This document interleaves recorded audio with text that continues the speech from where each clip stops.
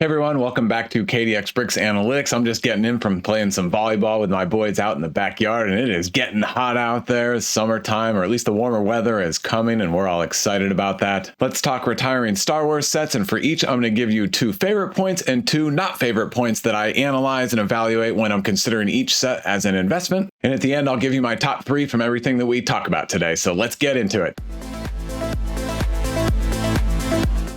Looking at our most recent cumulative table, the first set is Clone Commander Cody Helmet 75350, 18 mentions and an enthusiasm score of 2.8. That is super high. My 2 favorites are that it's a colorful helmet and it will have less than a 2-year shelf life. The 2 things I like least about this helmet are that we are not getting any more helmets in this sub-theme, and like all of them, they're expensive. This one is $70. Next up is 75290 Mos Eisley Cantina, 18 mentions, E-score of 2.3, and my score would be 2.5. The best 2 things I like about this set are the 21 minifigures and all of the great detail in a build this size. But I am concerned about the 4+ year shelf life, and the $400 price point means that there could be limited growth potential. Now we're getting into a really expensive set to make it worth it on the secondary market. 75351, the Princess Leia Bouche Helmet, 17 mentions, E-score of 2.6. I concur with both of those scores. I love that this is a Target exclusive and it will also have less than a 2-year shelf life, but my concerns are that it's all brown and this helmet is ugly. It was ugly in the movies and it's ugly looking at it, but it is a very good, accurate build compared to the source material. 75357 Ghost and Phantom 2, 17 mentions, E-score of 2.4. I like that. My 2 positives are that it'll have just over a year shelf life, which is awesome, and that this is only the second minifigure scale, play scale ghost ship that has been produced by Lego. But my concerns, first and foremost, I would be surprised if this one retires at the end of this year. It seems way too short for such a great ship that we've only had 2 of. And then my second concern, not nearly as big a deal, is that it's pretty studdy and the color blocking is a little splotchy, but I still like the ship overall. 75354, the Coruscant Guard gunship, 15 mentions, E-score 2.4. I'm good with those. My 2 positives are that it's clones with a bright gunship, and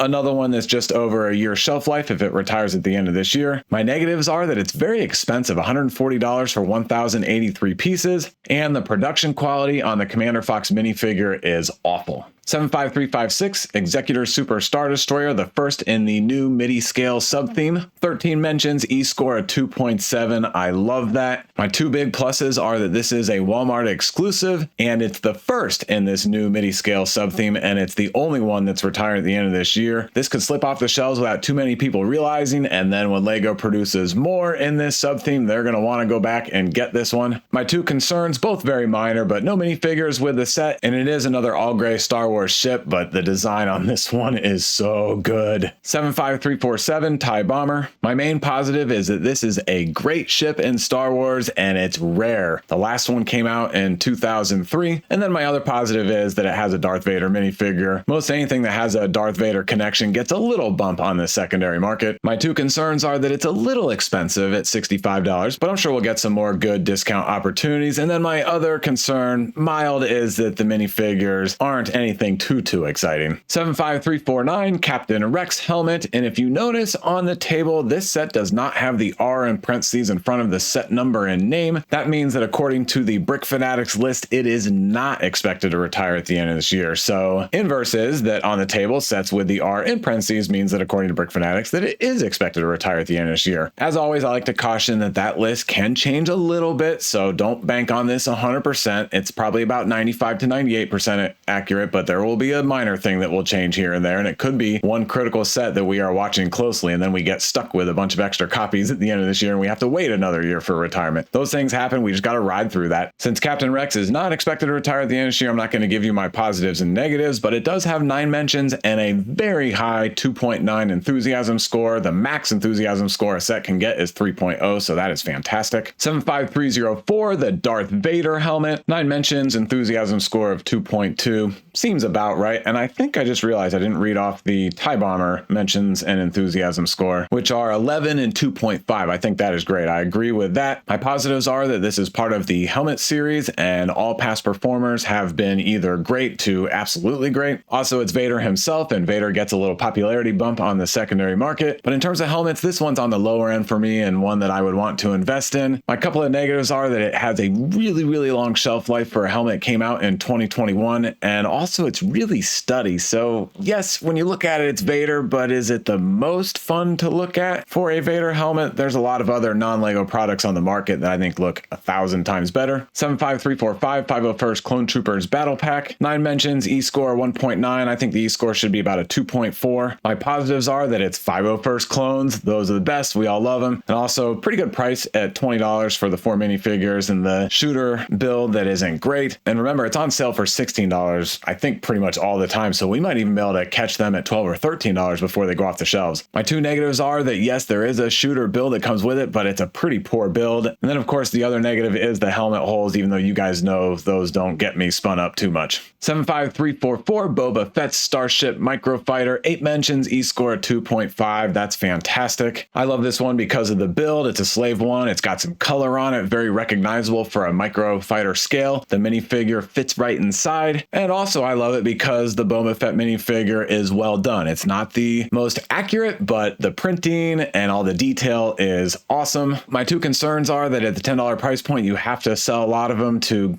really get some profits going. And then I will say the other negative is that this minifigure is very inaccurate, but maybe further in the future will become sought after because it's a little bit of an error minifigure. 40615, the Tusken Raider Brickhead, 7 mentions, E-score 2.7. I like those. This is one I want to go pretty deep on because Brickheads are popular and they are increasing in popular right now. Also because it's a Lego exclusive, so there will be limited quantity on the secondary market. My 2 concerns, not too major, but a 2-year shelf life, and because it is Lego exclusive, it's hard to pick up a bunch of these, but I'm going to try to work that out as best I can, stopping at the Lego store on the way home from work. 75359, 332nd Ahsoka's Clone Trooper Battle Pack, so the second battle pack that's retiring this year. 7 mentions, E-score of 1.9. I think the enthusiasm score should be about a 2.3. I like the 501st Battle Pack better, but I like this one because, again, it's clones, and also because the Swamp Speeder is actually a pretty good build that's included with this clone battle pack. My concerns are that 332nd is a lesser known company, and again, the helmet holes. 75352 Emperor's Throne Room Diorama, 6 mentions, E-score of 2. I think that's fair. I'm a little higher, maybe about a 2.3, because I'm confident that we'll be able to get a really, really good discount on this one like we did with the dioramas that retired last year. As you all know, I love the dioramas, so that's one of my positives on this set, and then the other one is that the design quality is out of this world. The way Lego pulled together all these different pieces to make this scene be so accurate looking is fantastic. My concerns are that super expensive, and then also only one of the 3 minifigures are exclusive. I feel like in a set that's this expensive, that is a display piece geared towards collectors, the minifigures should all be exclusive. 40547 Obi-Wan Kenobi and Darth Vader Brickheads, 5 mentions, E-score 2.2. I agree with those scores. I'm kind of excited about this one because, as I've already stated, Brickheads popularity is on the increase right now. Brickheads are Lego store exclusive. My concerns are it's a really long shelf life for a Brickhead set, and it's kind of ugly. The Darth Vader looks decent. Obi-Wan Kenobi is just okay for me. 75375, the new midi scale Millennium Falcon, 5 mentions, E-score of 2.2. Since this one is not expected to retire at the end of this year, I'm not going to go into any further details. 75333, Obi-Wan Kenobi's Jedi Starfighter, 5 mentions, enthusiasm score of 2. Yeah, I agree with that. Actually, maybe the E-score should even be like a 1.7. My positives are, of course, the Tanwi minifigure, and second, it's a really good build for the size of this starship. And my negative, and really there's only one, I couldn't come up with a second, but it's a big negative. It was supposed to retire at the end of last year, but then it got extended for another year, so really long shelf life, and people stocked up before it fell off of the retirement list last year. 75313, the UCS AT-AT, 4 mentions, enthusiasm score of 2.8. That seems really high. I think it should be a 2.0. I get it. If you're going in on this set, then you're going to be excited about it because it should do well on the secondary market. The things I like about it are that it's the first AT-AT in UCS form, and it is minifigure scale. We don't get many UCS ships in minifigure scale, so that's pretty cool. My concerns are the $850 price point. I just don't want to risk $850 on one set, but for people that are doing high annual dollar amounts and Lego reselling, then maybe this is a really good one for them. And then my other dislike about this set is there just aren't enough minifigures. $850, double up the minifigures so you can fill the interior with snowtroopers. 75364, New Republic E-Wing versus Shin Hati Starfighter. 4 mentions, enthusiasm score a 2.3. I think the E-score should be a 2.5. My positives are that it's from the Ahsoka series, and all of the characters around Ahsoka are just starting to really get going on their story arc, and I hope there's a lot more good content coming in the future. My other positive is that the minifigures are really good. My 2 negatives are that it's 2 ships instead of 1. I like the $100 approximately price points with the single Star Wars ship that is larger in size, and then, the 3 to 5 minifigures. And then my second concern that it is expensive. This should be a $100 set at most. It's $110.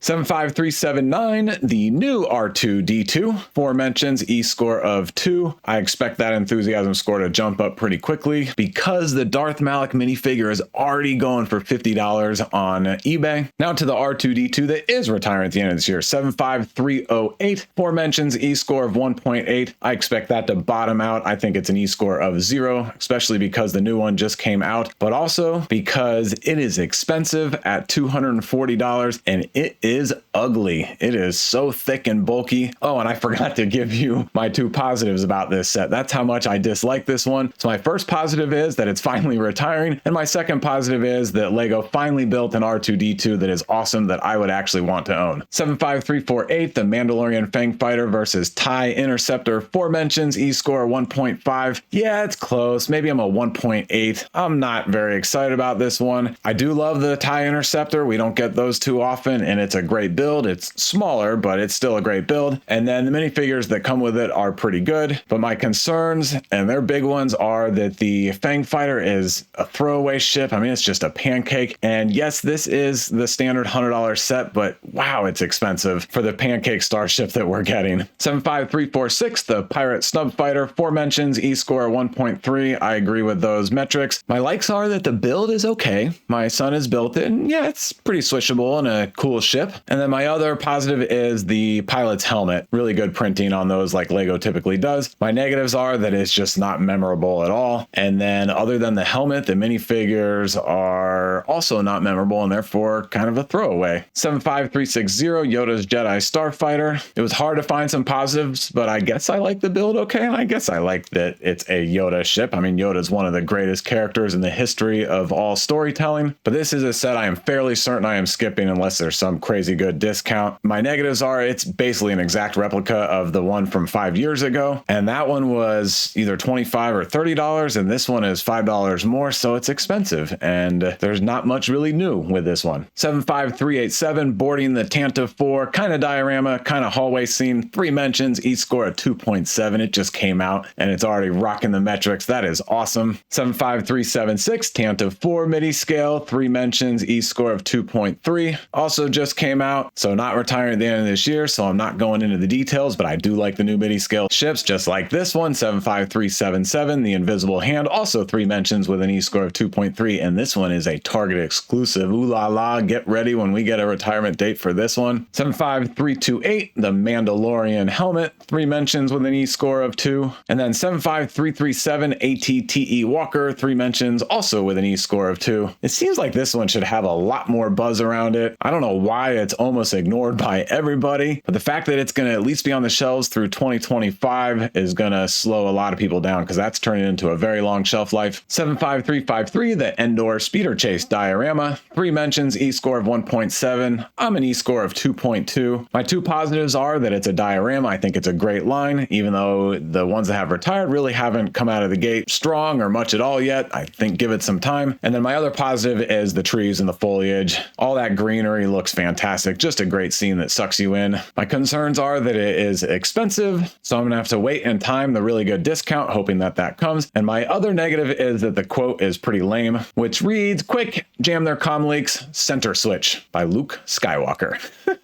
75365, Yavin 4 Rebel Base, also 3 mentions, E-score 1.7. So I have one true positive thing to say about this set, and that is all of the minifigures. The other best positive that I could come up with is all of the backlash when Lego first released official images. I know many people, kids, adults, collectors would love a great Yavin 4 Rebel Base set. When we all saw this, very, very disappointed. So now let's go into my negatives. First one, of course, is the build. This tree and the lookout tower, it's just a joke. The openness in the front and the back, everything, not good. A huge disappointment. The other thing that everybody talks about is that it's $170 for just over 1,000 pieces. I don't know what happened when Lego was figuring this one out, but what a mess. 75257, the Millennium Falcon, 3 mentions, E-score 1.3. Agree with that. The positives are hard to come by, but the minifigures are good. And then the Millennium Falcon is one of the coolest ships in Star Wars. But the negatives are that it has a really long shelf life of over 4 years. And of course, the second this one retires, the next one will be on the shelves. We've already got the next one in mini scale form. 75371, the expensive brick-built Chewbacca, 3 mentions, E-score 1.3. You guys know that I have a fondness for this set, but I do agree with these scores. My positives are that it's a unique build and that it's going to go with the new R2-D2 and the rumored C-3PO, and even with the new Droideka that we just got official images on the other day. My other positive is it will have just over a year shelf life, but there are lots of negatives. The main one is that the head is just a mess, and then the other one is that the feet and the stand is not great. 40676, the rumored Phantom Menace Brickheads. We don't have any official pictures yet, but it already has 2 mentions and an enthusiasm score of 3. 75370, the Stormtrooper Mech, 2 mentions with an E-score of 2. I agree with that. My positives are that it's got a great sales velocity on Amazon, I think like 5,000 a month. And then the other positive is that this is a new unique sub-theme that Lego is coming up with, and it sounds like another, or at least one, I think a Luke Skywalker mech is coming. So we'll see how far Lego goes with this, but I do applaud Lego for trying something new and different, even though there's one of these mechs that I really don't like. My negatives are that it is kind of weird to have Star Wars mechs, and also the minifigure is not unique in this set. 75367, the Venator class Republic attack cruisers, UCS, so good. 2 mentions, E-score 2, just came out, will have a long shelf life, but I'm excited about this one. 75341, Luke Skywalker's land speeder, 2 mentions, E-score of 1.5. I think it should be a 1.0, even though I have said that if we could get it on a great discount, I would want to invest in it. My positives are that it's the first UCS land speeder, and my other positive is that the build is actually pretty good.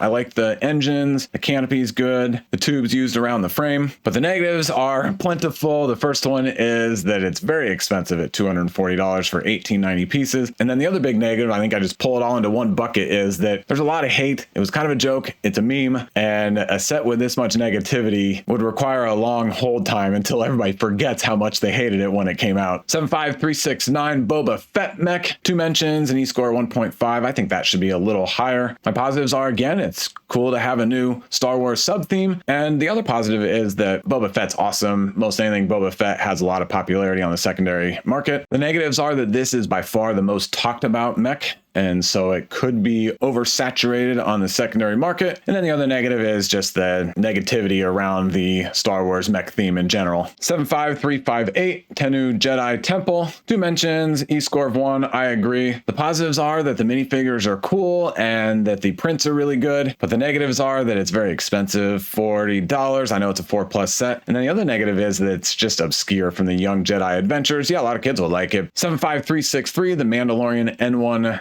Starfighter Micro Fighter, 2 mentions, E-score of 1. I think it should be an E-score of 0. DG Bricks disagrees with me. He kind of likes this one, actually. That's the only positive I could come up with. Otherwise, I've got no positives. The negatives are crazy expensive, $16, and it's a boring build and a boring ship. 75368, the last of the mechs, and this is the Darth Vader mech. 2 mentions, E-score of 1. I agree with that. The positives are that Darth Vader's cool, and again, the new sub-theme, but the negatives are it is not cool to put Darth Vader in a mech, and there's very low sales velocity for this one on Amazon. 75372, the Clone Trooper and Battle Droid Battle Pack. This one just came out in January, and it is awesome. 1 mention, enthusiasm score of 3. It'll probably retire at the end of 2025, so the mentions and E-score will be moving around a lot through next year, but not so much right now. 75362, Ahsoka Tano's T6 Jedi Shuttle. $80 is expensive for the 601 pieces. It does have 1 mention with an E-score of 2. 75361, one, the spider tank from the Mandalorian TV show. One mention, E-score of 1. Yep, I agree with that. The two positives are the Bo-Katan minifigure, which is awesome. That's actually a really good positive, but I'm not going to buy the set just for that minifigure. And the other positive is the about year and a half shelf life. The negatives are, first of all, what? Like, what is this set? I mean, I've seen the scene, but it's so ugly, and it doesn't come with the cool alien guy that was operating this spider tank. And then the other negative is it's $50. Crazy expensive. 75355, the UCS X-Wing Starfighter. One mention, enthusiasm score of 1. I agree. And now time to wrap up with my top 3, and there are more than 3 that I am watching closely, and when they go on their good discount, then I'm going to be picking them up. But I had to pick 3 by my rules. So in third place is 75290, the Mos Eisley Cantina. I think this set is going to be popular for generations, honestly. Second place is 75356, the Executor Super Star Destroyer. The first mini scale that's retiring. It's a Walmart exclusive. I would have it in first place if it had a little commemorative minifigure with it, but since it doesn't, it's my second place set. And then first place is not this one. I put a typo in. I do like this one, but I need to put in the Ghost. 75357. All right, now I've got my first place set up. 75357, Ghost and Phantom 2. The only other play scale Ghost ship is like 5x in ROI. And if this actually retires the end of this year, there is not going to be a lot of supply on the secondary market. So I am super excited about this one. All right, thanks a lot for watching. That's a wrap, and I will see you in the next one. Oh, and don't forget, my videos are for entertainment purposes only. I do not provide financial advice. You got to get that from somebody else.